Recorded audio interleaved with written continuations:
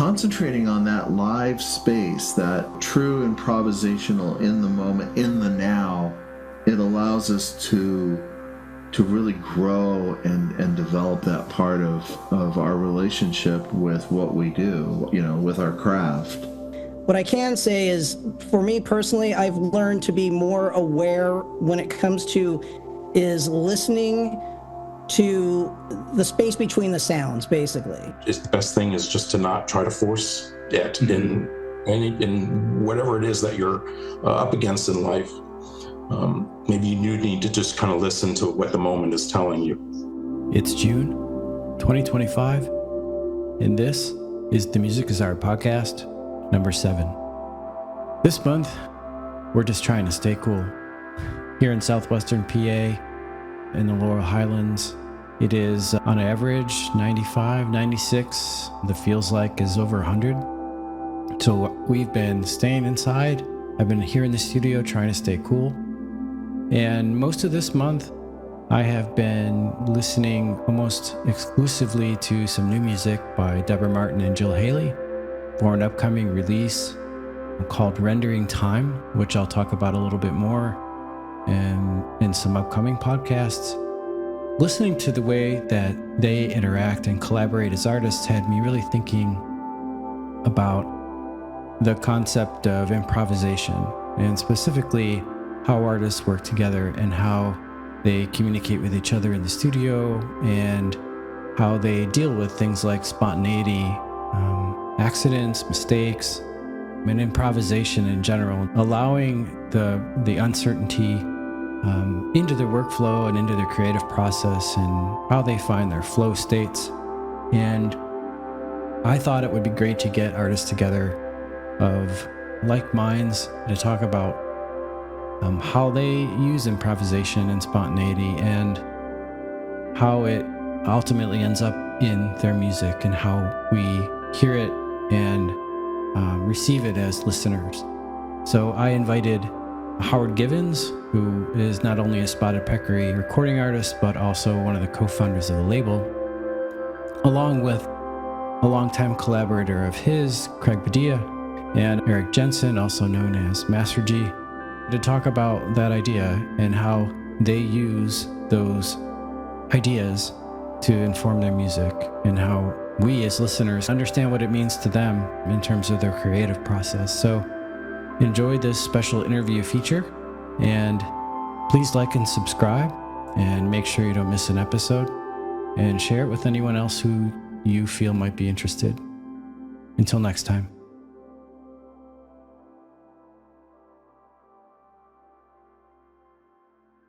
Tonight, I am joined by co-founder of Spotted Peccary, Howard Givens. Hey, Daniel. You there? Craig Padilla, who I think has been releasing music on Spotted Peccary since perhaps he was born. Hello.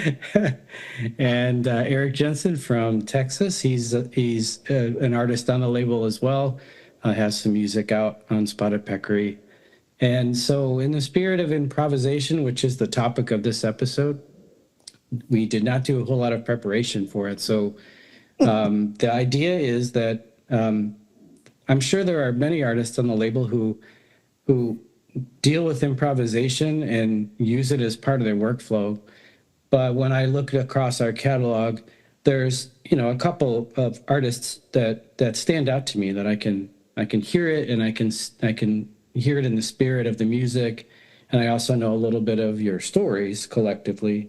So I thought it would be great to gather the group of us and talk a little bit about not just improvisation and what it means to you, but specifically how you all use it. If you could just spend a minute or two each and talk about how it fits in, and whether you approach your work spontaneously usually, or if it's something that you feel like it fits in a specific way to your workflow. Just give us an idea of how you feel about spontaneity. Craig, do you want to go first? Okay. Well, all right. Thank you. I'll be the guinea pig here. So I think everything that I do starts as improvisation. I mean, that's kind of how you flesh out melodies and whatnot, you know, and I guess it also depends on the song. You know, there's a lot of times when I'll just come up with a repeating sequence and try to do a piece like what Tangerine Dream would have done back in the 70s. And because I always had this thought of, well, if they can do it, certainly we all could do it with the technology we have now. And so that kind of creates an element of excitement sometimes, whether it's in a live performance and putting your soul on the line like that, or in the studio. And it's kind of exciting. But I think for me personally, everything kind of starts off with a improvisation that I can flesh out as a melody line and you know, try to make something out of it. I guess that's all I got. Back to you. So Eric, so you record under the name Massergy on the label, so you've got an album out, and with us and Fire Opal, and it's beautiful. And I think that you can hear this organic sense of flow in it when you listen to it, and it's palpable to me. Like I can sense it. And I know a little bit about your process, but if you can explain, you know, for listeners, how much of that process for you is rooted in the idea of sort of winging it and putting it together, and because you want to maybe do it in as much of a single take type of approach as you can, but how much of that is rooted in improv versus how much of it do you pre-plan? Is there some process that you go through to make that happen the way that you do? It's all improvised. There is no plan. I think it's a lack of just experience and training, maybe.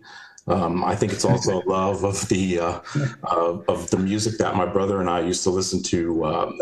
The Grateful Dead is a big inspiration. Zappa, Miles Davis. We really enjoyed that kind of music. That it just took us to a different place, and not having any training or knowledge of music when I got into it. That's kind of what I fell back on. So the whole thing right now, and it's still to this day, is all improvised. And when I start a piece, I don't know, I have no clue really what it's going to sound like. It just starts with something very simple. It's maybe just an undertone or a foundation or something just very simple to start with. And then every layer on top of that is improvised until I feel like I have something that moves me. So, you know, the whole time I'm doing it, my fingers are on the keys, and I'm just trying to, it's like maybe like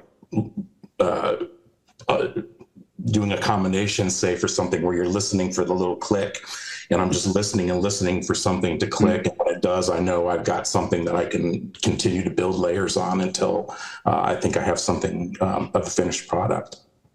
Well, that's an interesting way to describe it. Do you often, you know, have your sort of palette of sounds ready to, you know, to apply, or do you sort of make those up on? Yeah. When I sit down to do an album, like I'm doing now, I spend a long time, maybe even a year or two, just doing nothing but sound design. I'm not recording anything. I'm not thinking about song ideas. I'm just doing sound design, and I'm just building a whole arsenal of sounds to where when I'm ready to start recording, you know, I know that I have, you know, all of these different colors that I can fall back on. I can mix them. I can, you know, just apply them, you know, the way that I want. And I don't do really any real-time modulation. When I have the sounds, that's it. Those are the sounds that I use. And I don't do any alteration after the fact. I just record them as is. Yeah. So you're always recording. That's good. 99% of it's not worth anything, but the point is it's an exercise to feel, just to get that muscle memory and to get that feeling again, like I described earlier. Because when it does click, you know, I need to be ready to have other sounds to build on top of that. So is that kind of like buying your own Crayola crayons or whatever the brand for paint is, and just saying, this is my color palette, I've got these 6 to whatever 24 colors, and this is what I'm using. Yes. It's kind of like that? Yes, exactly like that, Craig, because when I'm doing the sound design, it's just about whatever clicks and whatever touches me, whatever makes me feel something, then I know that I have a good sound that I can store and use at some point. I may not know right at that moment how I'm going to use it, but I do know that I felt something. And there's a certain flow in the album where I know that can be used. Howard, this is a question I would direct, my next question I would direct to you, and also Craig might have input here as well. But you collaborate with Craig often. You also collaborate with others, Cheryl Gallagher. And it's often where you are sort of really adept at, like, manipulating these, like, highly modular elements in the music. So I drafted a question that's kind of about how do your tools like shape the outcome, but for both you, Howard, and Craig, it almost seems really risky because of the complexity of some of that gear and those tools and the way that you physically are putting your hands on them. So in one sense, like that, putting your hands on the gear does sort of give you that tactile control, but it also can become really risky. So in terms of, how are you approaching composition in real time when you're together in the studio? I know you do some planning, but is there improvisation? We do a fair amount of planning, actually. I mean, it's like, kind of the improvisational approach that I would see things from, the perspective I would look at it from, would be more like, it's still highly structured in its approach. So the improvisational nature might inform where we need to go with the music, and might inform us to the kind of sounds and textures that we want to develop, and how those sounds might inspire us in the moment, that we would resonate with and just go, wow, this is amazing. This is just sounding amazing. And it compels you as a performer and an artist and a composer to be even more inspired and to dig deeper into what's happening sonically and even structurally. But the improvisational nature sort of changes a bit, because what you're doing once you discover what that path is, then you're really kind of rehearsing. And the rehearsing part takes you to a place of going, well, that was really good structure there, but it starts to fall apart over here. And so you start rehearsing how to make those transitions, how to make those changes. And that's the same thing with playing the instruments. I mean, playing an instrument like any kind of instrument, and whether it's a synthesizer or it's a guitar or wind instrument or whatever, it's still hands-on and it's live, and you're just trying to rehearse that and perfect that and get nuance out of that, and then take it to the next level where, like Eric was talking about muscle memory, you're trying to get to the point where the improvisational nature that might have led you down that path isn't just living on the fringe, so to speak. You're actually really in command of your instrument. So you've rehearsed it enough and are real confident about what you're doing that touching knobs, playing the keys, playing an instrument in any way, any shape, becomes second nature, and that the focus is entirely on the composition and the music and the expression. Because ultimately, whether it's improvisational or it's structural music, whether or not the structure came first and the improvisation came second, or vice versa, it's still a language. And as a language, we want to communicate something. And if we fail at that, it doesn't matter what the approach is. If you can't communicate the nature of what the art is saying, you've missed it. So it's the same type of thing. It's just rehearsal and confidence on the instrument and what you're doing. When you're turning knobs, you You know what to expect. You're reaching for certain things in a live setting. You know, the best recordings that we get in a studio have a lot of live nature to them. When we take that away and we rely entirely on the technology to fix everything, it's kind of a term we oftentimes use, like Frankensteining something. It loses its heart. It may appear on the outside to have structure and form, but somehow the listener won't resonate with it because we're not resonating with the music. We're not in the flow state. That's very true. The idea of the improvisation and the rehearsal is only to really push you into that flow state.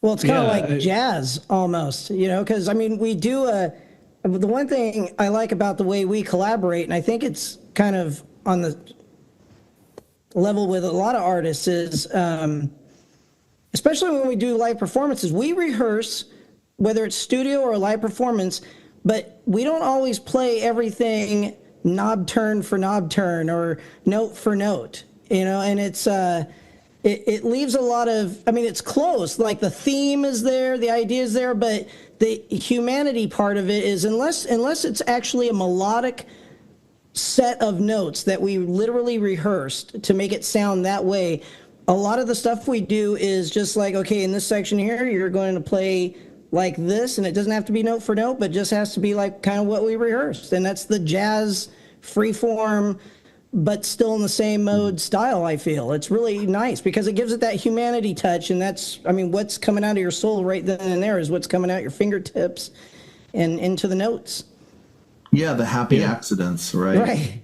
Sure. It's like what Richard Thompson would talk about, how the music was in the rough bits.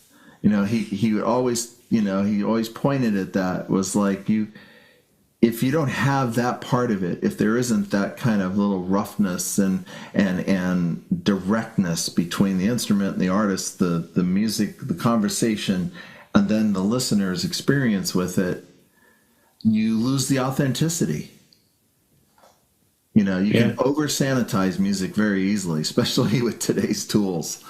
So sure, yeah. Well, that's an interesting point. I think that I did draft another note to ask about for the three of you about this idea of, has a mistake ever turned into an idea, or has a mistake ever turned into, has the roughness ever actually initiated some other ideation, like, oh, I didn't mean to do that, but then I did it. And now, let me take this one really quick. I've learned something from that, right? I'm dying to brag about Howard on this one because this cracks me up. So we were in the process of, and this happened twice in the week I was up there recently, and we were working on finishing up some tracks, and on two separate occasions, I remember, and I said to him, I go, Howard, there are just times when certain ideas end up on the cutting room floor. So maybe we should move past this song. And he's like, hold my beer. I got this, And I'm like, what? Like, I'm not hearing it. And then he throws in just dials in some colors on the palette and throws down just an idea, and I'm like, holy cow, I would never have thought of that. And then happy accident type thing. Because I mean, there were two instances I literally was like, no, this song's going. And he's like, no, it's not.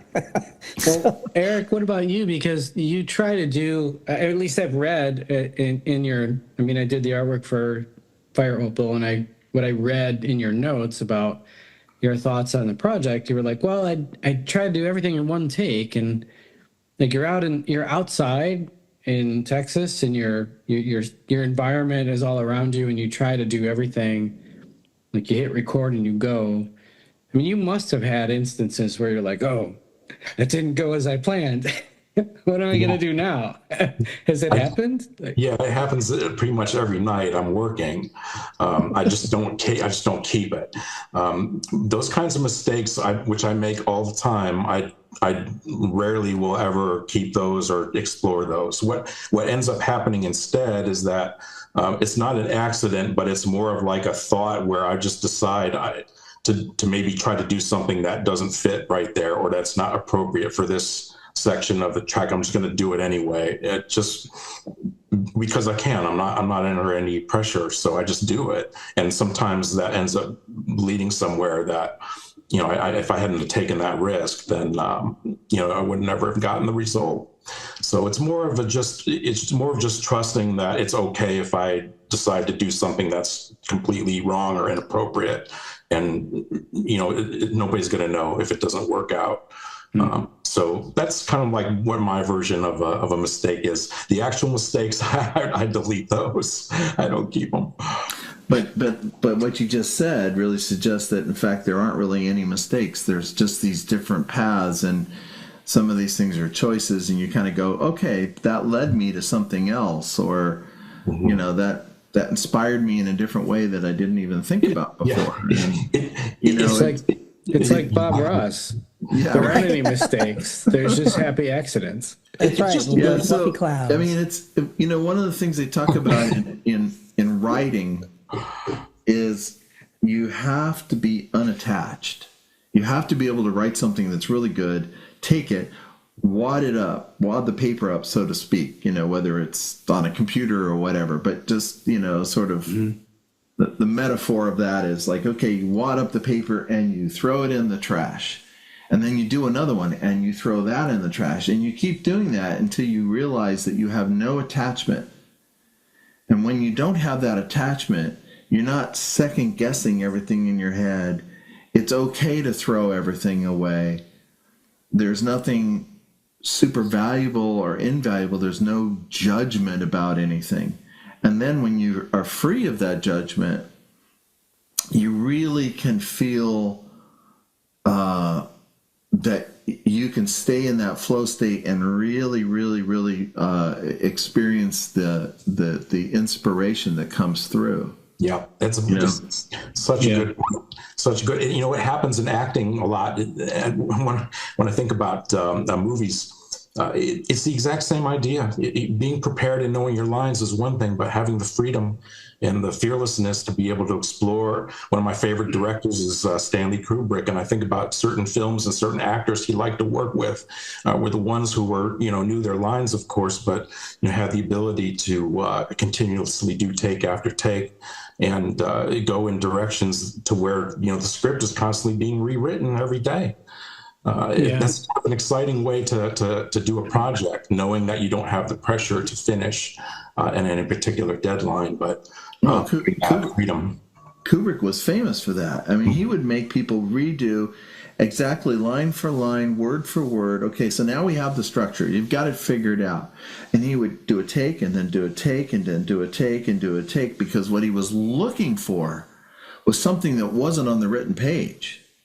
It wasn't something that was memorized. It was something in how the person sort of went inside of themselves and pulled out these lines in a way that just communicated this other subtlety that he was looking for in the performance. Yeah. Damn, he would have had a hell of a day with Robin Williams. Yeah. Seriously, that would have been a collaboration. Yeah. I know. Well, it's like the famous Miles Davis quote that it's not like there aren't any wrong notes. It's all about like what happens after that note. Like what's the next note? Right. So, yeah, or, you know, Rick Rubin, who like he claims like he doesn't have any musical experience or knowledge, technical knowledge. He tries his best just to get out of an artist what makes them happy, right? And what they go into themselves and what they're pulling out. He just tries to get them to do that, because if they do that, then it will be great. You know, and damn the rules, right? So this is probably one of the most powerful things that comes out the notion of improvisation is that idea that Rick Rubin points at, which is not being concerned with what anybody else thinks, not trying to second guess the result or anything. It just puts you so out there that it's just you and the conversation unfolds, and if it's exactly what you want to say, there it is, Yeah. And I think that that's the real value of it. I do believe that sometimes we use improvisation, the term or the approach, as an excuse for not crafting. And if we're going to say, oh, well, it was improvised, and that's the excuse that we're giving for the work, because we haven't really examined it and worked at it from a craft perspective, then it becomes a disclaimer, and it actually becomes kind of a negative comment. But if you see improvisation as a valuable tool, as a valuable part of the expressive process, then it's a very different thing. It takes you to places that you didn't even know you could get to. Yeah. That is a lot. God, that's so true. And I think about that in a live setting. To go back to Kubrik real quick, he always asked the question, is it interesting? And when you're improvising, the goal is not to stand back and be proud of the process. You have to be proud of the product, and the process is secondary. So if you're improvising, that's fine if that's how you reach your goal, but that's not really the shouldn't, at least to me anyway, it's not the focus. That's just how I get to the end. And to me, it's just more interesting that way. And also, I just don't know any other way to do it. But you still have to make something interesting, and there still has to be a point to it. There still has to be something that people feel. And you have to be going somewhere with all of it, or you're just going around in circles. Yeah, it feels like it exists even in ways that we wouldn't normally think of using the word improvisation, because you could get so good. I mean, and Craig, you mentioned the notion of jazz, or the great jazz performers of the day. It wasn't like they didn't follow a structure. The structure was elastic. But it still has theory behind it. They still understand chordal movement, and more importantly, line within chords. I mean, one of the things that hardly ever gets talked about in modern music, we tend to think that we're learning everything by chords, and I don't think that's really how you find music. You realize that a chord is made up of notes, and the next chord is made up of notes, and really you have multiple lines that are flowing. And that's what defines those chords as you develop a chord progression. And so it's if you're coming from a highly educated, highly schooled approach, and you really understand chordal movement, compositional structure, it still just can lead you to a place of like, okay, that's part of your toolbox. That's part of your muscle memory. It doesn't mean that there isn't a part where you go, wow, yeah, that sounds great. Well, how did you get to that? Not just because it was written on paper, but because you also resonated with what happened. And to me, that's still, it's an sort of an abstract way of looking at improvisation, but it's still, to me, it's still there. Well, that's got to be the same with you, Daniel, right? With your artwork. I mean, you got to start off with a clean palette and then paint some colors on the canvas and see what comes out, right? Yeah, I mean, oftentimes you're staring at a blank canvas, right? So you have decisions to make about how you start. Sometimes you start with a plan, but other times you start with an absence of a plan. And sometimes that's the most freeing part of it. I don't really have a plan. And so you allow yourselves to see, you allow yourself to see what happens. And sometimes, and people joke about it, and sometimes you plan too much and you end up, for creating yourself into a corner, for lack of a better way to describe it. Sometimes the best results come when you just free yourself and don't think too much about it. Sometimes even that aspect of not planning too much, it almost becomes like a meditation, or you're trying to channel something, or it becomes a spiritual exercise, right? Or almost like a practice that you're, in Eric, your case, you've drawn a boundary around your creative process and said, this is how I'm going to do it. And I personally, for me, if I'm creating art for any of our artists, I have one hard and fast rule. The music has to be playing and filling the room while I'm working on it, because I need to feel like I'm immersed in it and part of it, right? So you've created some rules for yourself, I think, it sounds like to me, that give you just enough structure to be free to create. But it almost sounds like it's, almost like a meditation in a lot of ways. Like you're trying really hard to tell a story. You're trying hard to be true to an idea. And I'm sure Craig and Howard, you do the same thing. Absolutely. Maybe talk a little bit about that, each of you, if you could. It can be a problem, I think, sometimes to work that way, at least for me. If you get too far out there into whatever you're feeling, and that's all you're listening to, and that's what's guiding your hands or guiding, your decisions, there's a danger in that. And I've run into that. I ran into that the first draft of the album that I'm working on now. You just get too isolated, too closed off. You got to always consider, again, if what you're doing is interesting, if people are going to find it interesting or be able to understand or follow it. Is it going to be true to the genre that you're working in? I mean, you've got to have some kind of rules and structure. So your decision making, it has to be spread out across some of the more practical decision making, and also listening to what you're feeling and being able to have a connection between that and your decision making as well. So at least for me, if I'm not careful, that's going to turn out bad for me. It's not going to be, not going to get me where I want to be. Mm-hmm. Well, apparently Howard has someone taking his garbage out all the time, because there's a lot of paper crumpling. When I was there were 3 wastebaskets full of this stuff, and I'm like, I'm not touching it, dude.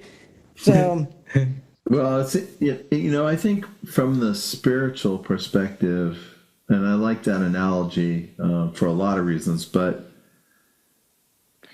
it's interesting when Craig and I would work together. Let's say we were working on Life Flows Water, or or even the Bodhi Mantra. We would get in this space where we are both playing something at the same time, and definitely in the live performance thing. Even more so was the case when Craig and I were working together with Cheryl Gallagher with Maud V. Davey. The 3 of us were in the same room playing. Yes, we rehearsed the pieces. We knew which keys we were in and what parts we were supposed to play at certain times.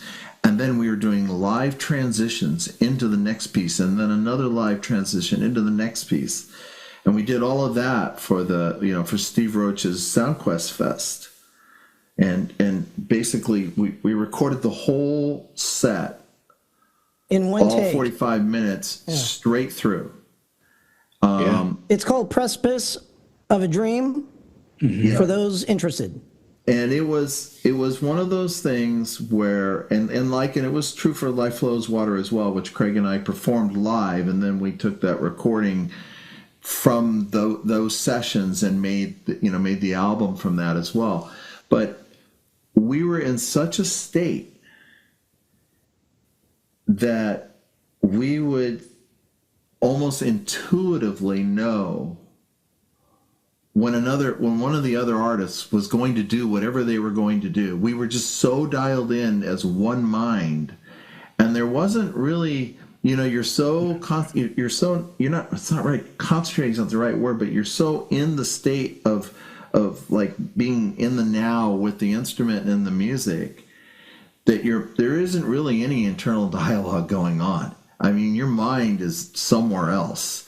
It's almost like we have ESP. Like, yeah, it's you're just in that space, and the other people with you are connecting in exactly the same way. Everyone knows instantaneously what the next part is going to be, and yeah, it was sort of rehearsed, but there was amazing magic that happened. It was just like instantaneously connected. And we would repeat this many times over. I mean, we could do this and keep doing it and keep doing it. And it for a lot of reasons really felt like a total meditative experience, a total immersion in that space for 45 minutes longer. Well, what's especially inspiring about that live performance, Howard, is, and I know we've talked about it, but I don't know if I've shared this with Daniel or the listening audience.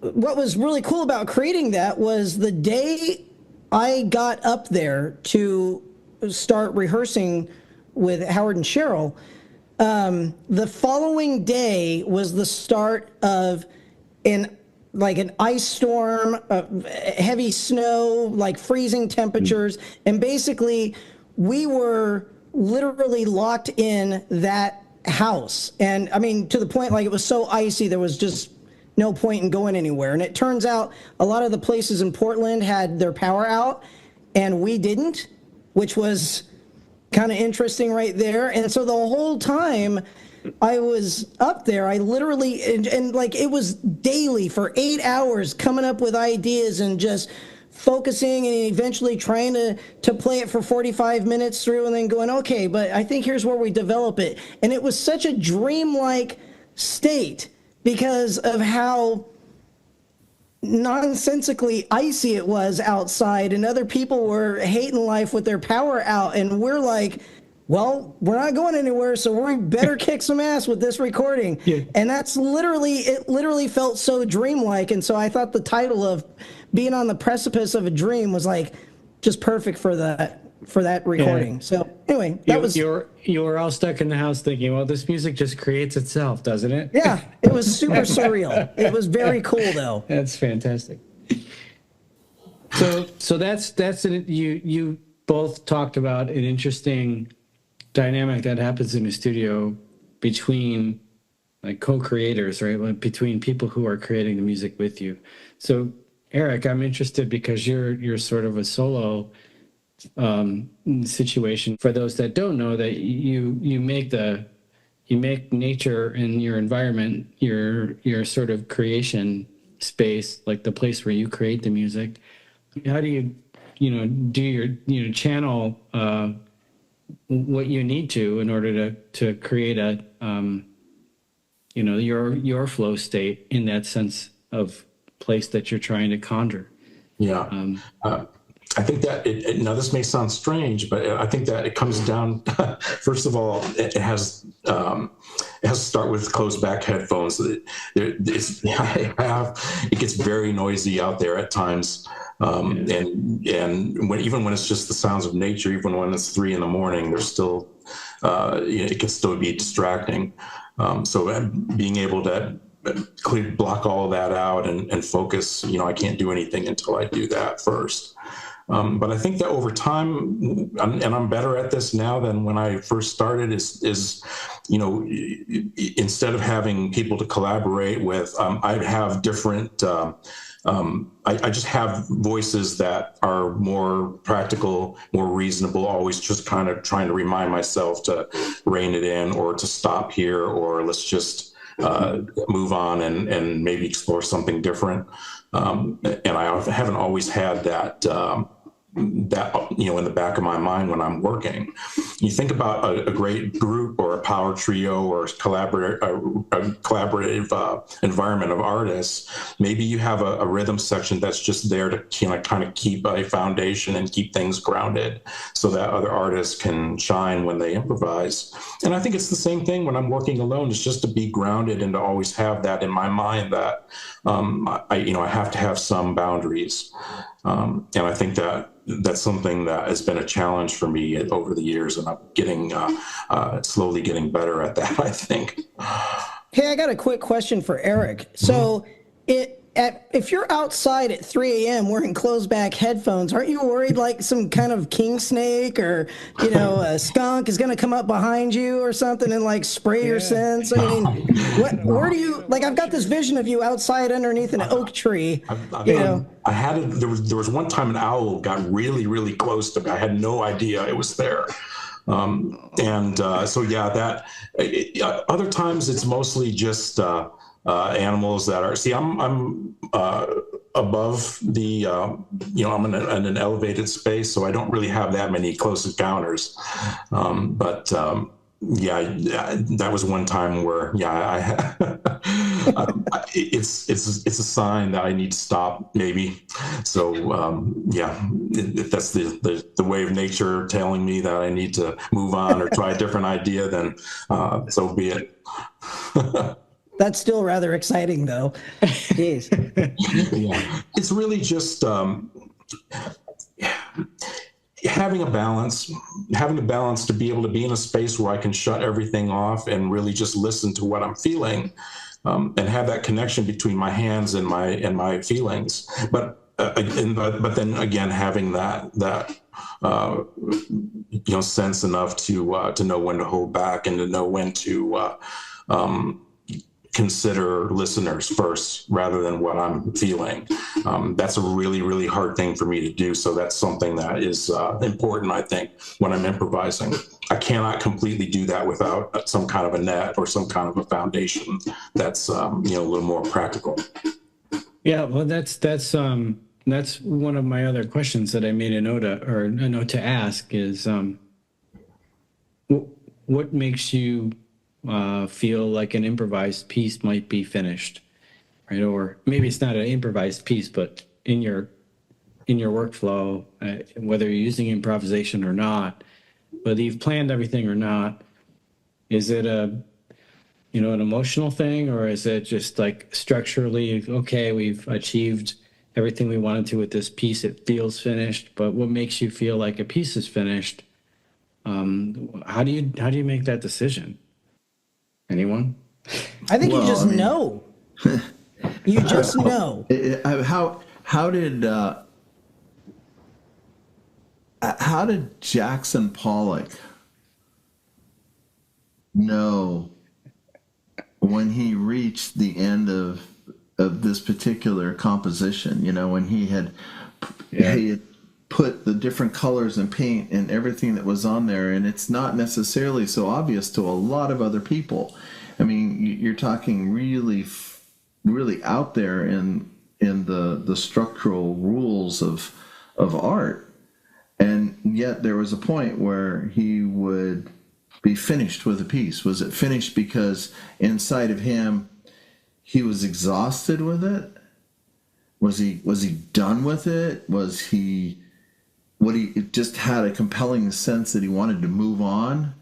Or was it because all of a sudden that canvas was speaking back to him and saying what he wanted, what he was hoping it would say? Now, I can't even say wanted, because how would you know, starting with a blank canvas, that you had a design? Because that's not how he worked, right?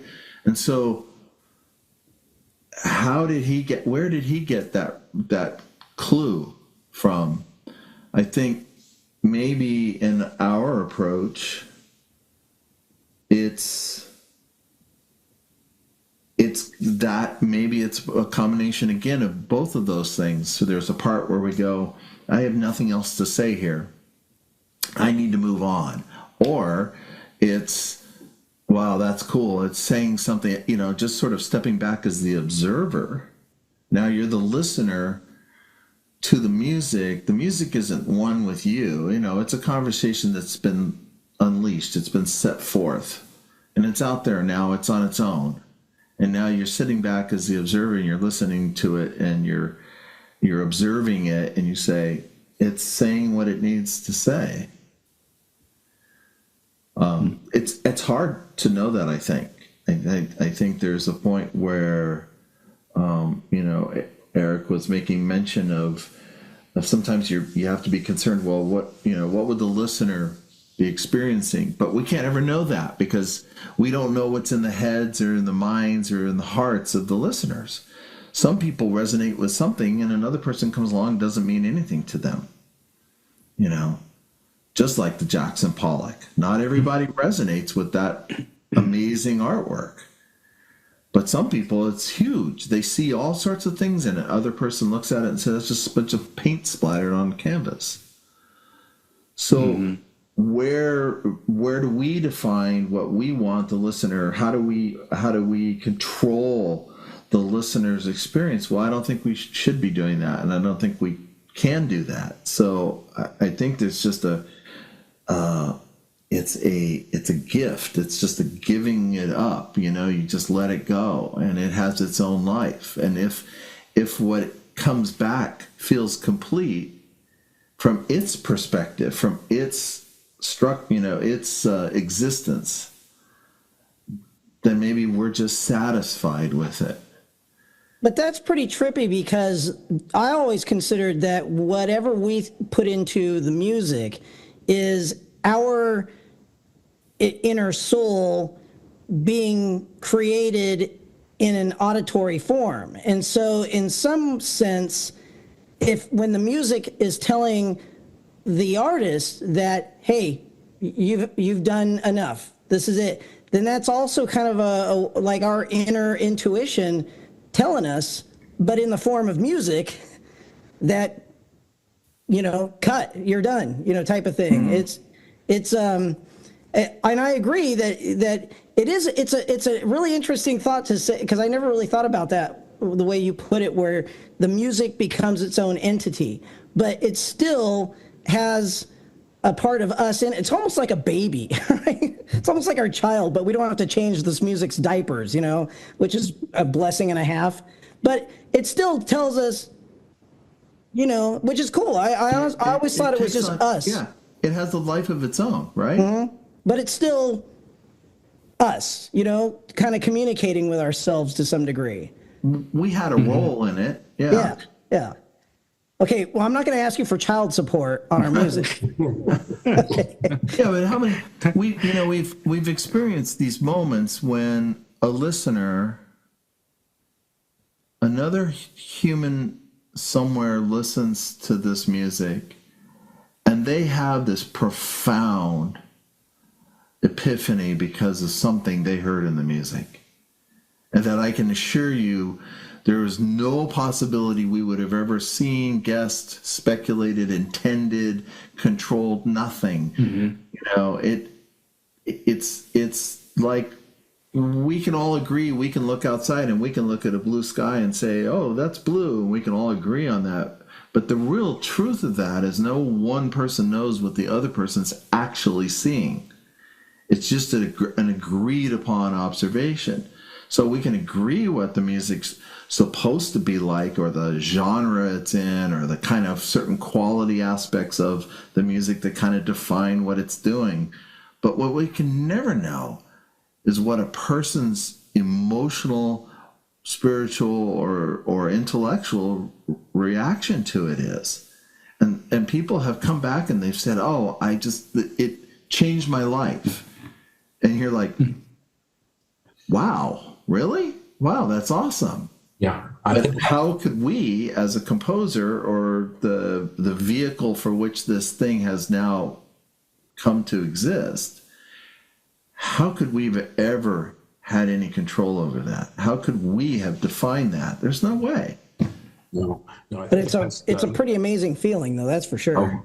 It is surreal. I think the best thing that, at least that I can try to do, is just to not get in the way. if you liken it to watching a movie, just don't get in the way. Don't block someone's view. Maybe don't try to overthink what you're trying to express or how people are going to react. But if I can at least stay out of the way or try to stay out of the way and let a listener just experience it for themselves, by making certain decisions or not making certain decisions, I guess that's really, I think, the best that I can try to do. Just don't get in the way. Don't do anything that's going to get in the way. Howard put it once that what we do as artists is we heal people, which is actually pretty accurate. Sure. So, yeah. I mean, if you have a doctor that's working with you, and then, oh, by the way, I have some timeshares I want to sell you. No, don't. No, you're getting off track, and this is not what we're trying to do here. Don't mess this up. And that's really, I think, the challenge, at least for me anyway. Well, that's the beauty of music, is that it's a language that's abstract enough that, it hopefully supersedes this notion of boundaries. It can speak to people in different ways. It can cross lines into people's hearts that otherwise you would never even predict that they would resonate with it, and that's a very fragile and very awesome form of communication that we must respect, and it's kind of one of the principles that we've always had with the label was, we're not trying to put the packaging and the words inside of it. We always try to discourage even artists from saying too much. Say enough that in a way that leads for greater inspiration or greater discovery into what you might have thought of or intended with the music, but don't tell them what to think. Don't say, oh, it's about this and it has to be this, or the cover art is like it's telegraphing what the whole experience is about. It needs to augment the curiosity and the imagination of whatever this is about, and it's difficult sometimes to keep things in the abstract because we want to make things less abstract so that everybody can just grab a hold of it and make it real simple. Great lyrics have that ability because you can hear them differently in different parts of your life, and they mean different things. I don't know. I think Paul McCartney was pretty straightforward when he said, "Hey, someone's knocking at the door. Somebody's ringing the bell." I don't get any abstractness out of that at all, and yet that was a hit. Do me a favor, open the door. Hey, let him in.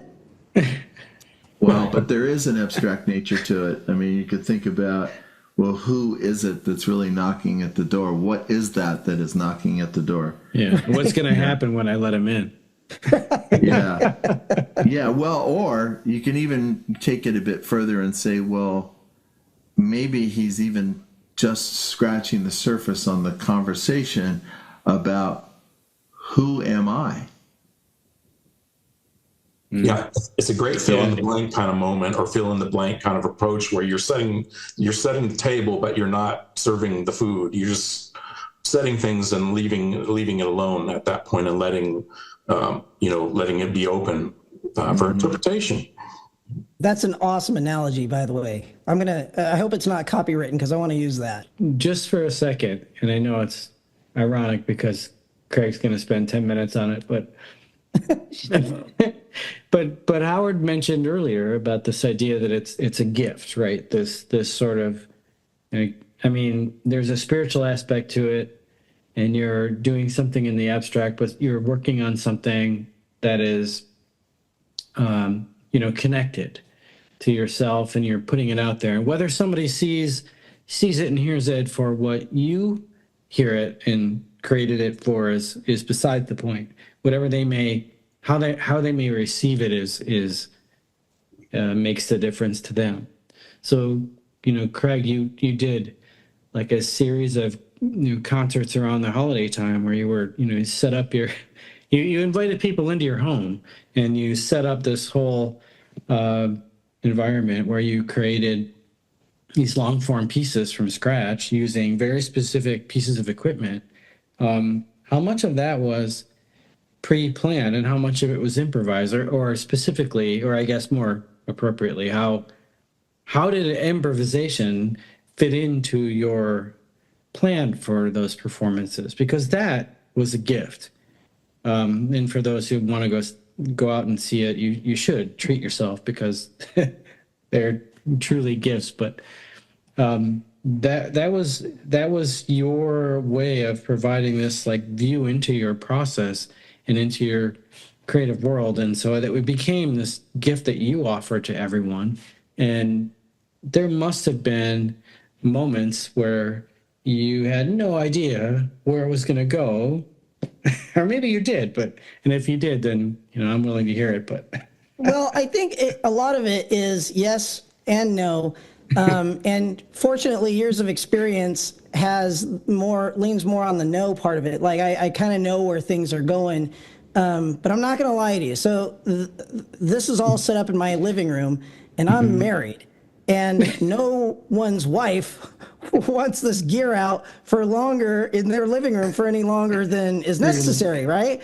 So my goal was to, and unfortunately, it was my wife's idea to do this too. So that was really cool. Oh, that's love. Love. That is very much blessed for me. And but it was her idea to just say, why don't you just bring some of your smaller equipment out here and just see what you can do? And literally, I think that entire Holiday House performance was designed in a matter of like between setup was a day and the actual coming up of the music was probably there were 4 songs, and I think it was like a total of 4 days at the most, maybe a day for each song. But woke up in the morning, improvised an idea, added some other stuff on it, like what Eric was talking about, and if it sucked, then you delete it, right? And you try to make something that works. But again, it's kind of a rush job because, like I said, this stuff's out in my living room and it doesn't normally stay there. So the goal was short time, make a lot of music, and that's kind of how it went about. Unfortunately, it wasn't 1,000% improvised. I mean, it literally was very structured, but it's very possible to make something that's fleshed out and structured if you start at 7 a.m. and then finally do a recording like in the afternoon. When that's all you're working on. It's just, that's how it was done. Well, those are those sort of forced limitations. It's like, okay, I'm going to do this piece of music and I'm going to limit the colors that I'm putting on the palette to this set of colors. Or I'm going to limit the number of instruments that I'm going to use to this group of instruments. Or in the case that you're talking about, I'm going to limit it to this time frame. And so I've got this point to this point, and I've got to just make something happen with those limitations in place. And that kind of compels a different approach to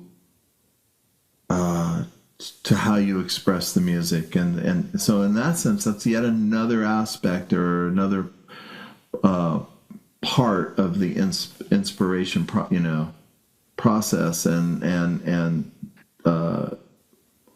it's very much like an episode of Whose Line Is It Anyway, but more fleshed out. Yeah, sure, yeah, yeah. And when I watched those performances you gifted us with at the holiday time, I mean, that I couldn't help but ask those questions, like to myself. I'm like, how did he put this together? It almost seemed like you said, hey, I'm going to do this. And then all of a sudden you did it. And it was like, wow, that was like, he did that in 2 days. How did he do it?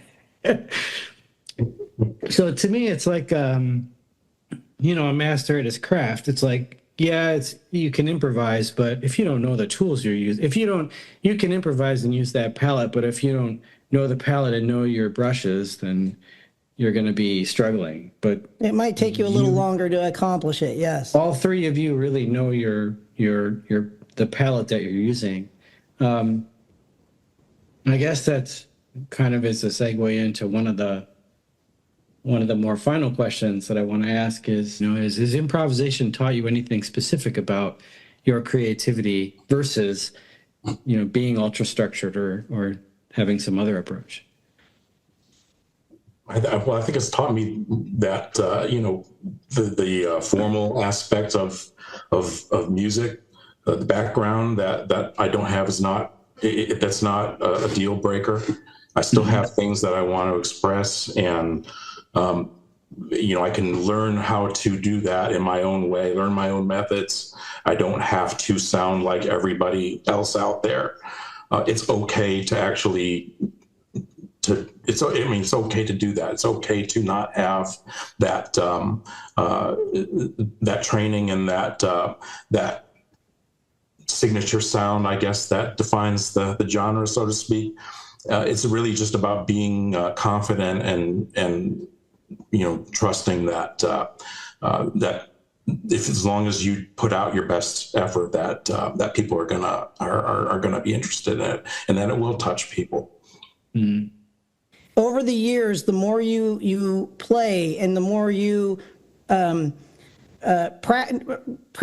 every time you hit record, you're basically practicing again, because whether you keep it or not, I mean, you're playing and it's practice. You're always practicing. We're never going to stop practicing, and we're never going to stop learning this craft. There's always more to learn.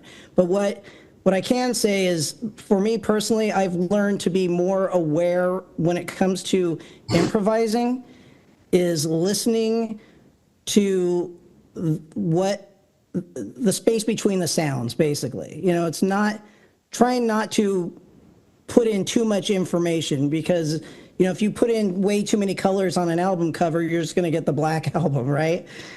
Or the white album, whatever it is. I missed that course. How much more black? How much more black could it be? None more black. Yeah. So, but yeah, no, it's just I will. You asked, what have we learned? Well, I don't think, for me personally, I'll ever stop learning. So I don't know what I've learned. I just know there's more to come. Yeah, no, that's cool. I would agree with Craig. It's like and it's true even if you're playing in a rock band, or if you're playing in a lot of music that would suggest, for instance, that you're creating a wall of sound. The goal in any kind of collaborative process or working with other artists in any way is to find that magical moment where you have this collaboration, this sort of collection of all consciousness that comes together, and it gives us a final product. And one of the things that happens through mutual improvisational situations is that we spend more time listening while we're doing something. So we're listening to the music, but we're also listening to the artists that we're working with. And we're listening to, as Craig pointed out, the space between the notes. We're giving the music space. And that's where the maturity comes in improvisation. It's not just to be confused with jamming. You're not just getting together and making a bunch of things happen, and it's much more than that. It's more refined, and it comes about through this really listening to the music. So, even in Eric's case, where maybe he's not in a situation where he's improvising with someone else there, other than the nature around him, he still is in a sort of an out-of-body sense. He's still observing even himself working with the music. So there is, again, that listening to what is happening in the moment live, and that concentrating on that live space, that true improvisational, in the moment, in the now existence and expression through music, of course, it allows us to really grow and develop that part of our relationship with what we do, with our craft. Yeah.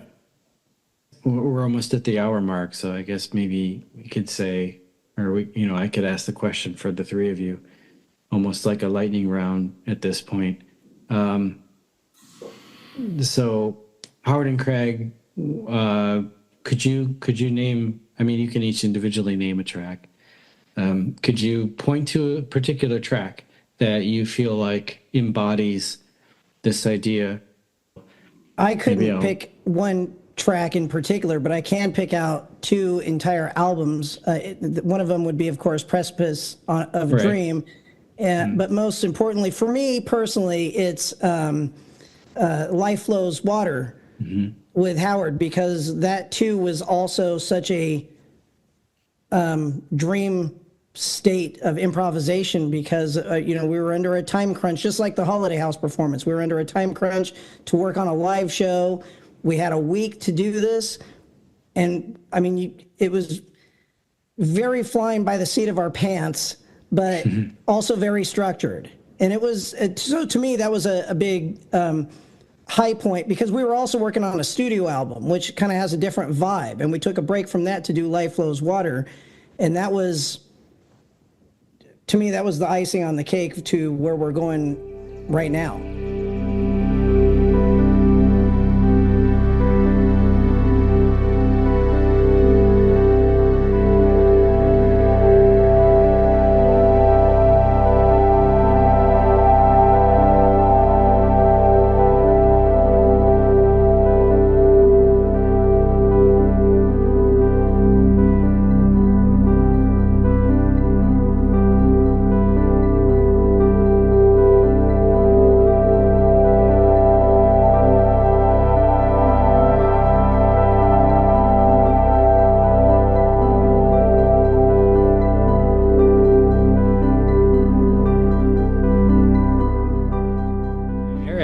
It's to you. So, can you think of a track from Fire Opal or something else even? Yeah, so the title track is usually the track on an album that I try to not try. I guess I don't have any rules. I have no. It's just formless. No key, no particular arrangement ideas at all. It's the one time on the album that I allow myself to just have a blank slate, and I just keep it that way all throughout. I just don't. It's kind of a self-indulgent way to make a track, but I try to allow that to happen at least once every album, and so it's usually the title track that I do that.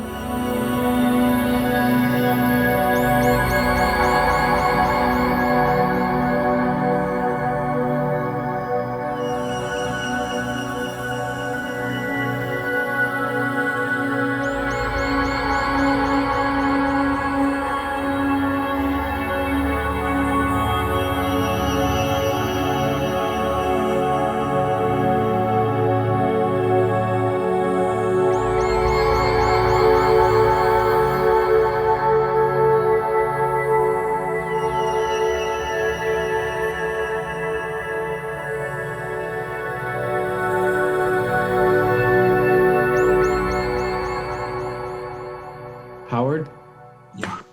Well, I probably would go pretty far back, actually. I would go back to there was this amazing moment that happened.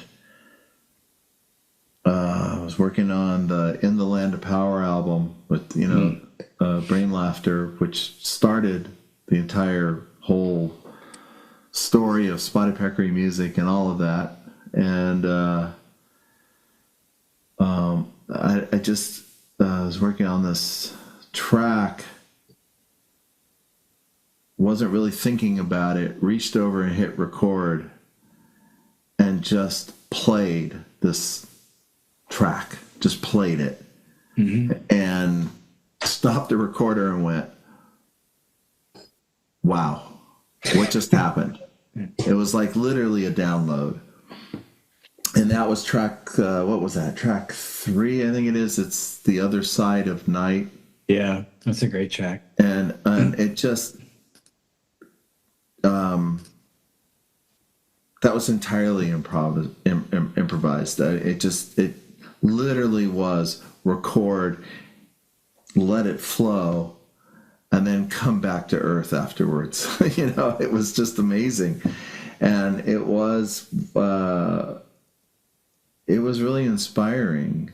And when you touch something like that, when you touch life at that level, I think it changes you, because you realize that there's something else going on here, and you don't want to give that up. You don't want to walk away from it. You want to stay in that flow state. You want to be there all the time. And the funny thing is, we are there all the time. We just forget it. We're not paying attention. We're not observing what we really are about or what's really going on. And when we stay true to that, and we stay in that state, and at least are aware of the awareness, it's an amazing thing. There's no stopping anything. And it's true for every single person.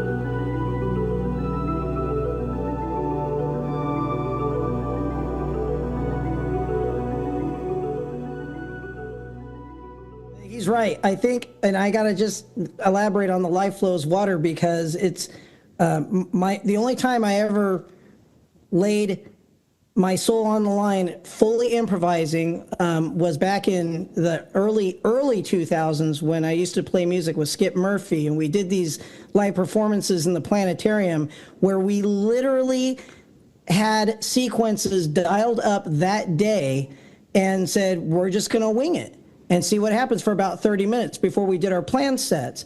And I'll tell you what, it was, I had the same exact feeling that I hadn't had this in years until Howard and I did Life Flows Water. But I remember after the performance, whether it was with Skip or this Life Flows Water thing, when it was all done and we went backstage, it was like, what did we just do? We got to hear that. It was, yeah. You just get so lost in the moment. When you're doing improvisation, like how Howard described it, it just flows, and nothing else comes across your mind because you're so deep in the tones, and it's exciting. It's way better than drugs, kids. It's awesome. It was Stay in school. Stay in school. Yeah, that's great. No, like, what did we just do? That's great. And that translates to other aspects of your life. You don't even realize. It's just special to know that you have those that in you that you can call upon at times, whether it's just you're speaking with someone from the heart, for example. You just know that you do have that inside of you, that you are fully capable of just rising to that occasion in that moment and saying the right thing, or just doing the right thing without a plan. Maybe sometimes it's just acting in an emergency, or taking charge when the moment calls for it. There's all sorts of ways that translates over to your day-to-day life. It's kind of amazing in that respect. That's very true. Yeah, and that was actually going to be my final question, or something related to that. Was what has it taught you? What is this concept of living in that moment and being spontaneous and using improvisation in your workflow? But what has it taught you about yourself, and as you as a creative person, and as an artist, and as a person? Yeah, it's interesting. I had a coworker who lost her mother just recently, and when you find something like that out, you struggle sometimes to try to search for the words. And I remember I didn't know what to say, and so I didn't say anything. I just hugged her. I just didn't say anything at all, and she had told me how much that meant to her, because everybody was trying to say something to maybe make her feel better. And in that moment, she told me that was, is what she needed. I had no clue what I was doing, but just listening to someone and trusting that if you don't know exactly what to do, maybe the best thing is just to not try to force it in whatever it is that you're up against in life. Maybe you need to just kind of listen to what the moment is telling you. Mm. Wow. Yeah. That's powerful, because in a lot of ways, in many ways, that's what you all do with the music you create. And whether you intentionally or unintentionally mean it for the listener at that moment, that may be how they receive it in that moment. And that becomes a really powerful thing. Howard touched on that earlier. So, yeah, wow.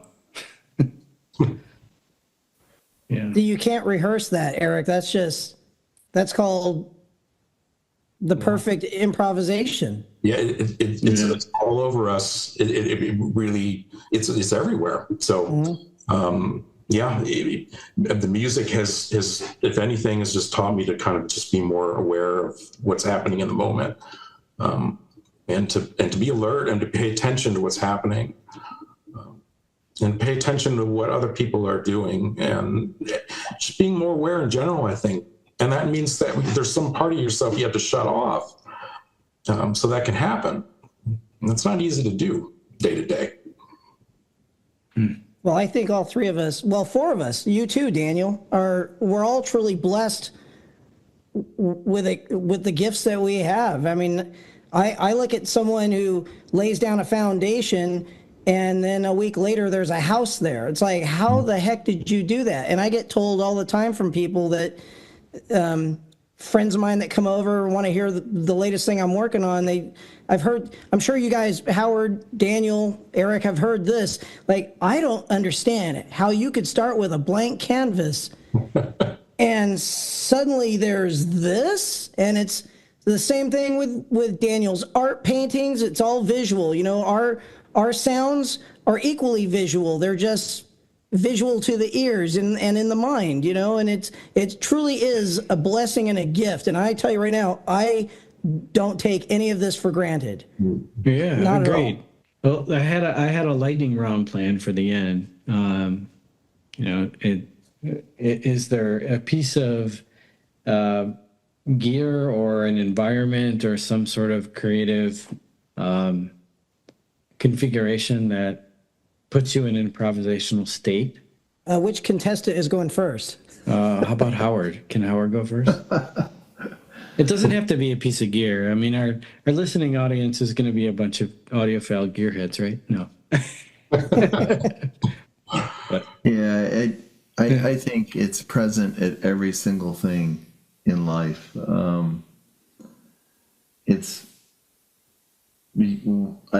can find the inspiration in just looking at the clouds or looking at the trees, appreciating nature. But I can find it with people and friends, talking to other artists and friends on the phone. It can be doing just playing the Tibetan bowls and doing a sound bath situation. Because you're listening, you're observing. And as the observer of things, you can find that state of being everywhere. And so it's constantly in a state of inspiration. So I never can really point at one thing. I think there was a time when I could say, oh, this group of instruments really inspires me. But I think the place that I come from now, I'm inspired everywhere I look and in every dimension. And then it takes form, it manifests in different ways. And sometimes it's in the musical conversation, and sometimes it's just, as Eric was mentioning, just hugging someone, or, just being in that state. You notice that when Rick Rubin was, is talking about this creative process, this creative act, he's talking from a place as a famous producer of music. But the concepts that he's talking about apply to every single person in so many facets of all of their lives. So it's like that, it's just once you've tapped into that, you see it in everything and all around you. Yeah. That's Is really this still part of the lightning round, or? Well, yeah, yeah. So you Just go kidding. next, Greg. Just kidding, Howard. You go next, Greg. No, what he said is 1,000% accurate. And if to answer your question about a piece of gear, though, I would say modular synthesizer for me is very inspirational, because there's nothing going on until you plug the wires in. And once you start making sounds, it's like your brush on a canvas. It's making sounds in real time until something comes alive. And you get a really killer sequence going, and I'll hit record and let her rip, and then see how I can write on the top of that and stuff. So definitely the modular synth is a huge inspiration for me. Mm-hmm. But life too, life especially, what Howard said. Well, one doesn't happen without the other. That's very accurate, yes. Well, sure. The irony is that music as an art is a time-based art. Mm-hmm. Versus, visual art, which can sit in a state and then it's observed by people at different times. But music is time-based art. And the irony with that whole thing is that time is a human invention. Yeah. It's a human construct. It doesn't actually exist. At least it doesn't exist the way we perceive it. Right. With the limitations that we look at it with. And as people, we keep trying to put them together. Yeah. So it's kind of a strange irony, Yeah. But I think I had an answer that Daniel maybe like 2 or 3 minutes ago, but I've kind of rethought it now, maybe. Sure. Because these guys have given me something to think about. It'd be really easy to say that, there's a particular instrument that offers some level of modulation real time, or some kind of multiple pedals I could control with my feet and use my hands to, do additional modulations. But in the end, I think that it's just an exercise, really. It very rarely comes up when I'm actually recording or creating something. When it's time to do that, I think it's more about what's happening in just in my mind and what I'm imagining, and really less about the instrument or what I'm doing real time, or what my feet or fingers are doing, I guess. Mm-hmm. And if I'm not conscious of that, then maybe I'm in the right zone. If that makes sense. Yeah, it does. Because it's hard to pick one piece of gear. I mean, everything has a keyboard in the end, and that's really all I need. So Whatever happens beyond that is really most important, I think. Yeah. Well, I think Howard's answer is exactly to that point. It doesn't, it may be a piece of gear, but it also just might be in the way you're feeling as a person and as an artist that means everything, right? The gear is just a means to an end. Yeah. If you think about it in this way, like if you have a certain thing that you like to fall back on when you're speaking to people, maybe you like to make jokes. Maybe that's the thing you fall back on. I'm sure I have a few instruments that I would fall back on more than others. That's kind of like what I prefer because they have the sound that I prefer. But that's really it, I think. Well, yeah, I very much appreciate you all taking your time. I mean, time is our most valuable resource. So, this is what we're all here for, is to share time together. So I really appreciate it. Deep gratitude to the three of you. Yeah, for sure. Yes, yes. Thanks, Thank you Daniel. very much, Daniel.